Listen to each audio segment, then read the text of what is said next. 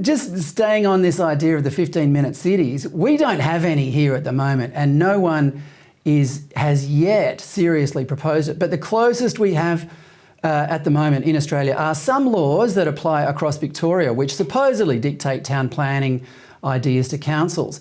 But I've got a theory about it, Laurence, and that is that bicycle lanes, which are now ubiquitous in all Australian cities, are the tip of the spear.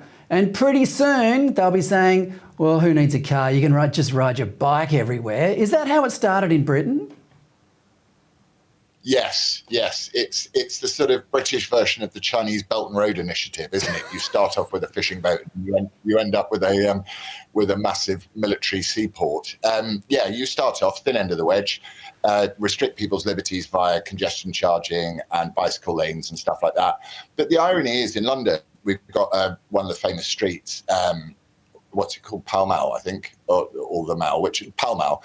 And it's directly next to Hyde Park, which has a huge cycle lane in it.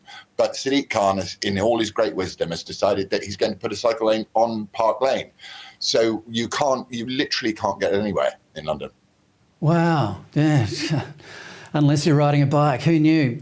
Well, let's move on from town planning and talk about another type of planning in which the government is planning to control our behaviour. The Reserve Bank of Australia is currently conducting a trial of a central bank digital currency. You could almost say it's being done in secret because it's certainly not advertising it loudly. Curiously, this idea wasn't even mentioned during last year's federal election, but bureaucrats, I think, assume we'll just go along with it anyway. Now, so it has to be kind of clandestine in Australia, but your Prime Minister, Rishi Sunak, he's one of the world's leading proponents of central bank digital currencies. Do you think that people will let him get away with it? I think it's a very sad thing because I don't think people quite realise what the implications of central bank digital currency are in terms of social credit scores and things like that. You know, having your right to spend money removed or incentivised by eating lots of mealworms and stuff like that.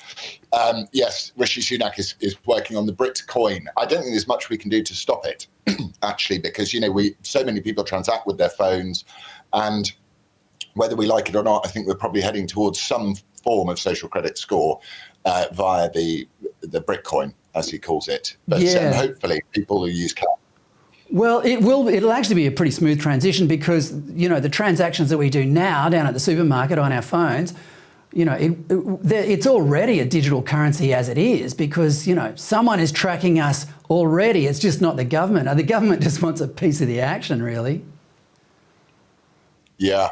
And hopefully, I mean, one can only hope that people do start to use cash and there is a sort of a deep black market develops because, you know, the implications of it are terrifying. You know, imagine what happens when the next so-called pandemic comes and arrives, how easy it'll be to stop people doing anything.